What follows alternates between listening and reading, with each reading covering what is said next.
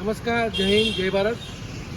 આજે આપણા ઝોન પ્રમુખ શ્રી વીરાભાઈ અને દાહોદ જિલ્લાના ઉપપ્રમુખ રાવત સાહેબ આપણા ફતેપુરા તાલુકાના નર્વદભાઈ ઉપર જે પોલીસના કર્મચારી દ્વારા એમના પરિવાર સાથે માનસિક હરાસમેન્ટનો જે કરી રહ્યા હતા એના અનુસંધાનમાં શ્રી પોલીસ અધિક્ષક શ્રી કલેક્ટર શ્રી તમામને આવેદન આપી ન્યાયની માગણી કરી છે કે જે જવાને 25 વર્ષ દેશ સેવા કરી હોય, આજે એમના પરિવાર ઉપર એક પોલીસ કર્મચારી દ્વારા પોતાની હોદ્દાનો ખોટો દુરુપયોગ કરી રહ્યા છે.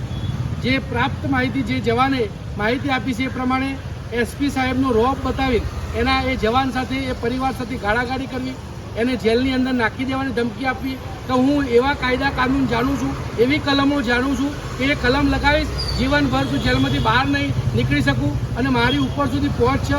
એ બધા જ જાતના બયાન આપી એ જવાનને આશરે 1-1.5 વર્ષથી પરેશાન કરી રહ્યા છે.